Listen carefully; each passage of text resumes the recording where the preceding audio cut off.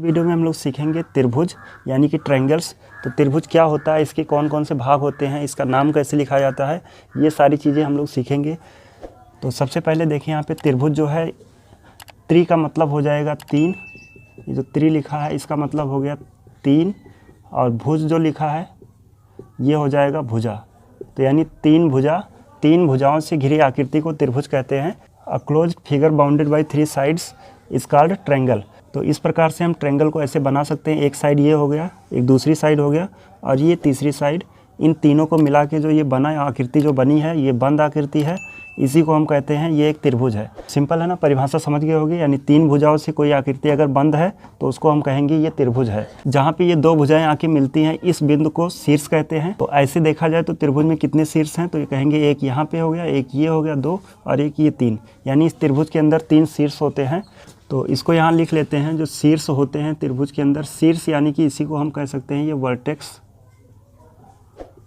तो ये होते हैं तीन। इसका नाम लिखना चाहें तो एक वर्टेक्स हो गया ए, दूसरा बी और तीसरा सी। ये तीन वर्टेक्स होते हैं। ऐसे ही अगर हम भुजाओं की बात करें तो देखो तीन भुजाओं लिखा है ना, यानी भुजा कितनी होती है, तीन। तो भुजा यानी कि इसको कहते हैं साइड्स, ये बराबर होती हैं तीन। अब कौन कौन सी साइड है इसमें, तो यहाँ से कहेंगे अगर एक ये भुजा होगा ए बी, तो इसको ए बी लिख दिए। दूसरी भुजा यहाँ से बी सी, और इधर से ये गए तीसरी भुजा सी ए। यानी ये तीन भुजाएं होती है इस त्रिभुज में। ऐसे ही तीन कोण भी होते हैं इस त्रिभुज के अंदर। कोण जो हैं यानी एंगल्स, तो ये तीन होते हैं। अब कौन कौन से हैं, तो एक एंगल यहाँ पे ये बन रहा है, एक ये बन रहा है, और एक ये। इसका नाम लिखना चाहे तो एंगल ए, एंगल बी और एंगल सी। ये तीन एंगल्स होते हैं इस त्रिभुज के अंदर। इन एंगल्स का नाम जो है, यानी इन कोण का नाम हम ऐसे भी लिख सकते हैं। अगर कोण ए को लिखना है तो इसको हम चाहें तो बी ए सी, यानी इस प्रकार कोण बी ए सी लिख सकते हैं। या इसी को हम ऐसे लिख सकते हैं कोण सी ए बी, या नॉर्मल ऐसे कोण ए लिख दिए। ये तीनों बात एक ही है, यानी इसी कोण के बारे में कहा जा रहा है। अब बात करते हैं इस त्रिभुज का नाम कैसे लिखा जाता है। तो इसको ऐसे एक छोटा सा त्रिभुज बनाते हैं, और यहाँ से ए बी सी ये लिखा हुआ है, त्रिभुज ए बी सी, यानी इस ट्रायंगल का नाम हो गया ट्रायंगल ए बी सी। इसी में ए बी सी का जब कॉम्बिनेशन करेंगे तो इसमें कुल मिला के 6 कॉम्बिनेशन बनेंगे। तो जैसे कुछ कॉम्बिनेशन हम यहाँ लिख देते हैं, जैसे इसको हम ऐसे भी लिख सकते हैं बी सी ए, है ना, यहाँ से शुरू कर दे बी सी ए, यानी ये हो गया ट्रायंगल बी सी ए। ऐसे दूसरा नाम भी हो सकता है इसका सी ए बी, है ना। ऐसे तीन और होंगे, तो ये इसके नाम हो जाएंगे, कैसे नाम लिखा जाता है। तो इस प्रकार हमने त्रिभुज की परिभाषा देख लिया है। त्रिभुज में शीर्ष कितने होते हैं, भुजा, कोण, है ना, ये सब कितने होते हैं, और त्रिभुज का नाम कैसे लिखा जाता है, ये हमने सीख लिया है। अब यहाँ पे हमने मान लो एक ऐसे त्रिभुज बना लिया है पी क्यू आर, और इसमें पूछे जो एंगल पी है यानी कोण पी है, इसके सामने की भुजा कौन सी है, तो इसके सामने देखो भुजा कौन सी है, क्यू आर, है ना। तो अगर इस शीर्ष से हम सामने वाली भुजा के मध्य बिंदु को मिला दें, है ना, ये इन दोनों का आधा, यानी इस मध्य बिंदु को अगर हम इससे मिलाएंगे तो ये जो लाइन बनेगी, इस लाइन को कहते हैं ये माध्यिका है। तो माध्यिका क्या होती है, किसी भी शीर्ष से सामने वाली भुजा पर अगर हम सामने वाली भुजा के मध्य बिंदु को मिला देंगे तो वो जो लाइन बनेगी, इसको एस नाम दे देते हैं, यानी पी एस जो लाइन बनी है, इसी को हम कहते हैं ये माध्यिका है। ऐसे ही हम इस शीर्ष से यानी आर से भी हम सामने वाली भुजा पी क्यू पर ऐसे एक लाइन खींच सकते हैं जो कि इसके मध्य बिंदु को मिलाए, तो ये भी क्या कहलाएगी, ये भी माध्यिका है। ऐसे ही हम क्यू से भी एक माध्यिका खींच सकते हैं, यानी त्रिभुज की माध्यिकाएं कितनी होती हैं, तो कहेंगे तीन होती हैं।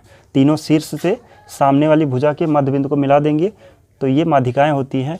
ऐसे ही एक और होता है जिसको शीर्ष लंब कहते हैं। तो ये क्या होता है, मान लो ये ए बी सी त्रिभुज है। अब इसमें हम क्या कर रहे हैं कि इस वाले शीर्ष से इसके सामने वाली भुजा पे ऐसे हम परपेंडिकुलर ड्रा कर दें, यानी 90 डिग्री एंगल बनाते हुए एक लाइन ऐसे खींच दें। तो ये जो लाइन बन रही है इसको कहते हैं ये शीर्ष लंब है। तो ये समझ पाए होंगे। ऐसे ही शीर्ष लंब भी तीन होते हैं।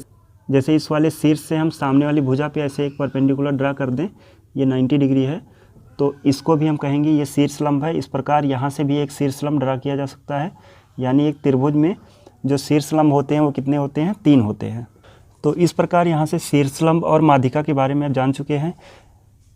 यहाँ पे एक चीज़ और सीख लेते हैं, जो ये शीर्ष जो ये माध्यिका होती है, जैसे ये माध्यिका 3 होती है ना, तीनों ये जिस बिंदु से होके जाती हैं, इस बिंदु को कहते हैं गुरुत्व केंद्र यानी सेंट्रॉइड।